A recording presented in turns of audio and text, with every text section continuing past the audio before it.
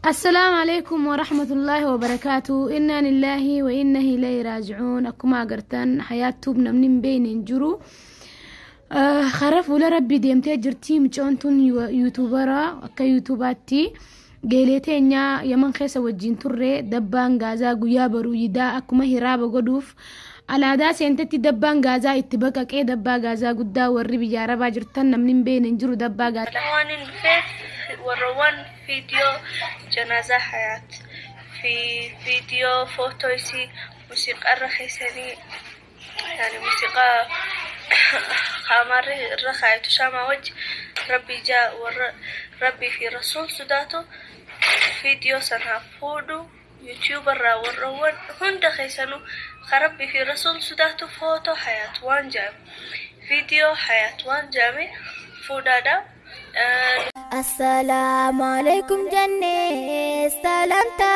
ورا جنتا. السلام عليكم جنة سلام.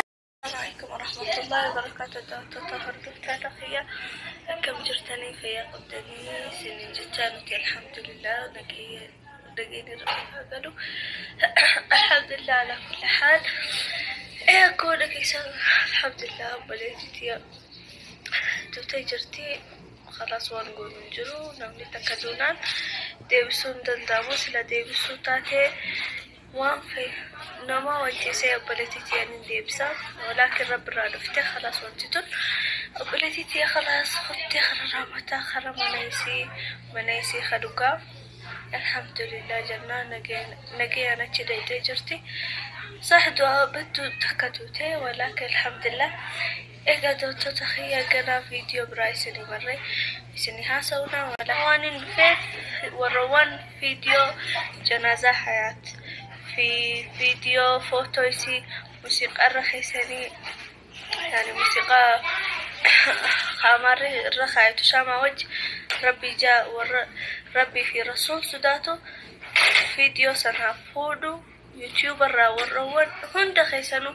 خربي في رسول سداتو فوتو حياة وان جام فيديو حياة وان جامي فودادا نتي دوغا أمتا دباس تنيوس أمتا هنقرب بعمر نوداي ليسو فيديو تنادي قرا خانا هدوتا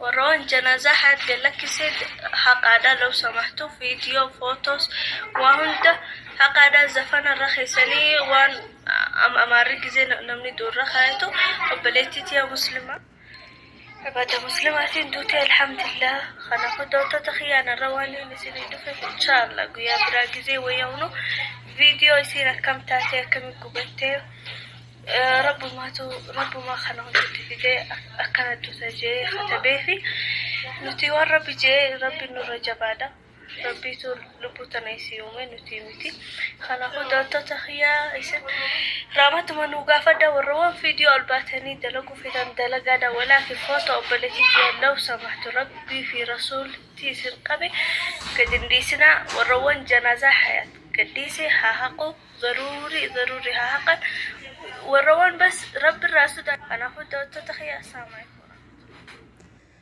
بسم الله الحمد لله الصلاة والسلام على رسول الله صلى الله عليه وسلم. السلام عليكم ورحمة الله وبركاته. أشما هركفوني جرجرت وبلايم بكسن جرتني تنجيني ربي سني فهاتا وجتشا إنا لله وإنا إليه راجعون. أما اللي رديبني إنا لله وإنا إليه راجعون. أعوذ بالله من الشيطان الرجيم. كل نفس ذائقة الموت. كل نفس ذائقة الموت ثم إلينا ترجعون. رب العالمين نكنا أكنا ننجدا الرجالا كسنهم بيتا ولو ما قالت تيرو أما كان وري ربي أماني فيك إستهن أمانين اللين بيكا لبن هندود ودان دمتو دا إيغا كان أمو غرما الله كينا ديبنا جتو دا درس دابا مرة أرقامني دابا ممكن نسينافو rabbiin immoo tiyyuu jechuudha obboleettii teenya firdoosil a'laa isii haa qubsiisu inshaallaa. Wanti dubbachuu barbaade obboleeyyan kiyya akka nama wallaalaa irraa booda tokkotitti obboleettiin teenya tuni yeroo dubbattu keessatti of jajjabeessitee imimmaan ofirraa hayxee as baatee dubbatte waan jaba dubbise jechuudha. Kaasatan guyyaa har'aa kanatti waan jabdutu as baasee isii dubbise. Obboleettii jechuun ceekudha, obboleettii jechuun tiruu ufiiti jechuudha. Guyyaa obboleettii ufii dhabde kanatti kifiyaani as baatee wanti isiin dubbatte dhageettan obboleeyyan kiyya. Viidiyoo isiin haa kaasaa, suuraalee isiin haa kaasaa jedhaa jirti. Baarakallahu fiikum. Guyyaa kanatti wanta jaba isii dubbase wanta jabatu isii dubbise jechuudha obboleeyyan kiyya. Wallahi suuraalee isii kaasaa, viidiyoolee isii kaasaa nuti haga jiraanne keessatti ni agarra. Kana keessatti garaan nama madaha jechuudha obboleeyyan kiyya. Mee bakka sana of buusati ilaalaa jechuudha. Dhugaa rabbiititti obboleettiin teenya mana isii kan zalaalamii galte jechuudha. Irra caalaa kennatti dhugaa fakkaataa hin jiru jechuudha. Garuu mana dhugaa seentee jirti. Waan isii jaalannuuf waan irraa achi fageessuuf jecha nutti fakkaataa jira jechuudha. Kana waan ta'eef obboleettiiwwan tiyya rabbiin obboleettiiwwanii fi obboleeyyan keenya guutuma keessa warroonni viidiyoo isii gadhiistan jechuudha. Akkasuma janaa'iza isillee gadhiistan eega maatiin naa kaasaa jedhan eega obboleettiin tuni guyyaa ulfaataa kanaan as baatee fuula keessan duratti namni rabbitti amantan, namni ergamaa Allahatitti amantan viidiyoo kana naa kaasaa, suuraalee isii naa kaasaa, janaa'iza isii kaasaa jette kaasaa huma takkaayyuu isin hin miidhu. Warri gariin fuulduratti hitan immoo tuyyuu malaan viidiyoo kana keessaa muraa waan jedhame hojiirra oolcha. Maaliif obboleeyyan keenya obboleettiin teenya tuni nu wajji karoora baay'ee qabdi jechuudha. Waa hedduu godhachuuf karoora qabdi. Diinii fi diinagdeellee mul'attee bakka guddaa ga'uuf osoo karoora qabdu ka isiin jedhe hin taane ka rabbal aalamiin ni jedhe tahee jennaan guyyaan beellamaa gahee jennaan hin kaate jechuudha.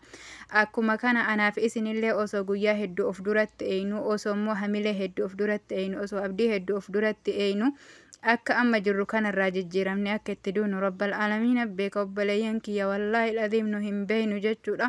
Fuulli keenya har'a bareedaa, sagaleen keenya har'a bareedaa, dubbiin keenya hojiin keenya har'a bareedaa, boru waan ta'u hin beeku. Maashaa Allah obboleettiin teenya tuni akira viidiyoo isiin hojjatte irratti sooman hojjatte. Ammallee immoo akka ijoolleen viidiyoo hojjetaa jiranitti soomaa jecha osoo sahuura dalaguuf deemtu wallahi wanni kun isii mudate jedhanii nama keyri irratti asirraa galu rabbi nu haa taasisu. Osoo keyri yaadu, osoo keyri dubbatu, osoo keyri hojjetu warra deemu anaaf isinillee haa taasisuun isiniin jedha. Obboleettii keenya kana du'aayitu malaani rabbiin har'a fuula isaatii walgeette jechuudha. Fuulli rahmaan itti haa tolu. Qabriin isii ta'isii walitti qabduu miti. Obboleeyyan kiyya ilmi namaa kuni tokkoon isallee hatta saabiyyiin har'a dhalattellee walitti qabaa qabrii tana jalaa hin baane jedhani. Akkasuma osoo jalaa baanii sahaabdota gugurdoo sahaabaa gaafa inni du'u jechuudha. Maleeykonni samawaata irraa duudantu jalaa baya hacuuccaa qabrii irraa jechuudha. Garuu qabriin tuni akkaataa lamaan ofitti nama qabdi jedhan. Ta nama rabbitti amanee ta nama mu'minaa akka yeroo namni gara garaa fagaate wal yaadee walitti dhufuutitti hammatti jedhan. Kan immoo tuyyuu jechuudha obboleeyyan keenya nama rabbi didee warra dalagaan isaanii hamtuu taate akka kaleen funyaan hin baatutti walitti qabdi jedhan. Obboleettii teenya tana qabrii jaalalaa, qabrii immoo tuyyuu akka nama wal yaadee biyya garaagaraa irraa walitti dhufeetitti warra akka hammattuu san isii haa taasisu jedha. Guyyaan har'aa guyyaan nuti isii geeggeessinu akkana. Rabbiin immoo kifiyyaan hangafee obboleeyyan isii, haawwata isii, hiriyyoota isii hundaaf sabrii haa kennu. Obboleettiin teenya dhugaa rabbiititti yeroo haasoftu hedduu takkan na gaddisiise wallahi al'aziim. Garuu gaddee wannan isii godhu hin jiru. Wannan isii godhu hin jiru jechuudha. Alhamdulillah rabbiin sabrii isii haa kennu. Faganaa jajjabina qabaattee as baatee dubbatu waan guddaadha. Garuu mootiyyuu hundi keessanuu akka wanni as baasee isii dubbise kuni waan guddaa waan ulfaataa tahee beekaa isiniin jedha. Baarakallahu fiikum. Waan isin jette hojiirra oolchaa. Obboleettiin teenya tuni obbolummaan isin gaafatte, rabbiin isin gaafatte, ergamaa isaatitti warri amantan jette isin gaafatte, viidiyoo isii, viidiyoo janaa'izaa, viidiyoo akkasuma mootiyyuu maashaa Allah rabbiin rabbiin isirraa haa jaallatu yeroo jirtutti mormi isiitu hin mul'atu jechuudha. Shaarbii matarratti hidhattee as baatee hin dubbanne, mataa qullaa as baatee hin dubbanne, morma ofii dhoyfattee dubbataa turte jechuu haguma qaamni isii mul'ate san. Akkasuma immoo tuyyuu akka isiin jirtu sanitti garaan maatii isiiti miti, nuti warri qilleensarraan isii beeynu obsa dhabne jechuudha. Rabbiin obsa nu haa kennu. Rabbiin immoo tuyyuu jechuudha gaafii naakirii munkar isii haa laaffisu. Rabbiin nama dandahee deebisu isii haa taasisu. Warra laal obboleeyyan kiyya guyyaa har'aa kana jechuudha maal dhufe jedhee gadduu miti. Yaa Rabbi warra qiyaamaa dhaabi jedheetiin Rabbi ofii gaafatu san isii haa taasisu jechuudha. Warra manni isii itti tole, warra mana kiyya ka jannataa san gala. Yaa Rabbi har'umatti qiyaamaa dhaabii jedhee kadhatu Rabbi isii haa taasisu. Obboleeyyan kiyya kaa'anillee beekumsa guddaa hin qabu ni beeytani. Namni kun eega Rabbi isaati walga'ee maleekan ruuhii isatti deebiftee gaafii gaafatamee gaafiin isaa immoo tuyyuu jawaaba dhugaa yoo gaxxame jechuudha. Yeroo Rabbiin kee eenyu jedhanii Rabbiin kiyya Allahadha jedhee nabiyyi isaa gaafatanii diin isaa gaafatanii hunda deebise balbala jannata itti banan jedhan. Yeroo kanatti mu'minni gammadee mana ofii mana jannataa san gahuuf yaa Rabbi daddafii qiyaama har'uma dhaabi jedhani. Inni immoo hamaan hammaatee ergasillee arrabni isaa fuula maleeykota duratti jawaaba dadhabee gaafii gaafatan deebisuu dadhabe obboleeyyan kiyya. Yeroo inni dadhabe sanitti balbala jahannam itti banan jedhan jechuudha. Adabbii silaa barbaachisu adabame yeroo inni ka'etti balbala jahannam itti banan. Yeroo kanatti immoo tuyyuu yaa Rabbi qiyaamaa hin dhaabin jedhe kadhata jedhan. Maaliifuu ka inni asii kun hagana ka achi hafe akka guddaa ta'e nin beeka jechuudha. Akkasuma mu'minni illee jechuudha irra caalaa waan qilleensa jannataa argeef, waan urgaa jannataa argeef, waan bareedumsa jannataa argeef yaa Rabbi dafii qiyaamaa dhaabi jedhee kadhata jedhani. Obboleetti teennatan ammoo Rabbal Aalamiin quwaa fi qudraa ofiitiin jechuudha. Warra immoo tuyyuu qiyaama dhaabatiinsa qiyaamaa san hawwu isii haa taasisuun isiniin jedha. Egaa obboleeyyan kiyya waan balleesseefillee dhiifaman isiniin jedha. Beekumsa jabaa hin qabu beekan Rabbal Aalamiin. Rabbiin immoo tuyyuu jechuudha waan yoo dubbannee fi yoo hojjannee fi yoo irratti kaanee wal kakaafne jahannamiin nu fidaanuu hin laaffisinii. Waan immoo tuyyuu yoo hojjanne yoo dubbanne yoo irratti kakaanee wal kakaafne jannata nu fida. Rabbiin nu haa laaffisuun isiniin jedha. Warra irra walii taruu nu haa taasisu. Homa takka faayidaa hin qabu obboleeyyan kiyyaa. Obboleetti teenna obboleessa kenna waan taatu hin beeynu irraa kaasaa haasaa kifiyyaan dubbatte kana hojiirra oolchati. Barakallahu fiikum viidiyoolee isin naa kaasa obboleetti tiyyarraa naa kaasa jette irraa kaasa fin isiniin jedha. Akkasumallee obboleeyyan kenna warra of yaadatu ta'aa mana har'a hayaat galte kana anaaf isinillee galuuf guyyaa keessa jiru Rabbal Aalamiin beeka. Haga hafe Rabbal Aalamiin beeka. Guyyaa beellama Rabbal Aalamiin beeka. Yoo dhiisifattan obboleeyyan kiyya yeroo ammaa kana keessatti hin bariisifanna jettanii hin yaadina. Yoo bariisifattan hin dhiisifanna jettanii hin eegina. Tawbaa gara Rabbii kennaa deebi'a. Rabbiin nurraa haa jaallatu. Isii immoo Rabbiin firdoosil a'laa isii haa qubsiisu. Ollaa haawwata teennaa Aishaa radiyallahu anhaa. Ollaa immoo tuyyuu Khadiija radiyallahu anhaa.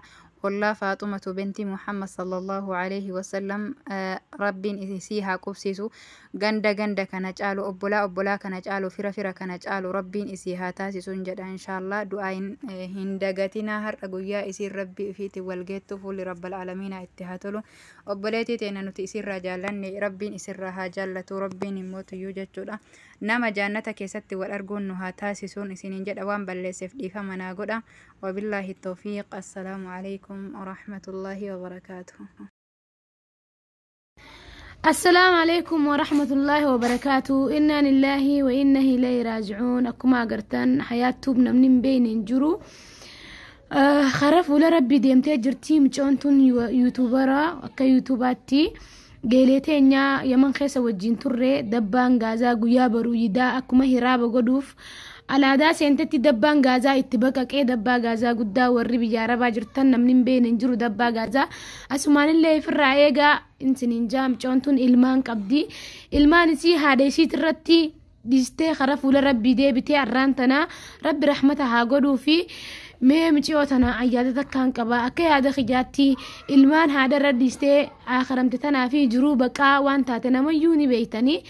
keessattuu jiruu baqaa walii lama jiruun yamansan hedduu ulfaatti هات اللين قا إلمان قبدي سين اللين إلمان قبدي سنفو هردفتو تافي خبجمتو تخيجا ورين سوشيال ميديا فايدمتن هندنو ميمتي وطنا كمي غرغارا كمي جنادا بنا إلمان سيسان هادا سيت رتي كمي غرغارا وان جو يادا خاسي خو يادا خيا ورين أمو ني غرغارا جنادا بنا جتن والهامر ينون سنينجا هردفتو تخيجا الرئيس دا برونوتي نمو فرقاي غن مالي خرافو لربي ديمنا الحمد لله رب العالمين واني هندينو امري ربي تيغو يا ربي غرا هادي سيخي ساغبوتو خنا خطب بيدا غرو خطب بيتو سيفيغوم بريدوما الحمد لله غرو ilmaan siisan cinaa dhaabbanne haadhee siisan cinaa dhaabbanne akka gargaaruu yaada khiyya asin isiniif dhaabe inna lillahi wa inna ilaihi raaji'uun du'aay godaa fi du'aay teessanin cinaa dhaabbaddaa rahmata kharaddaa fi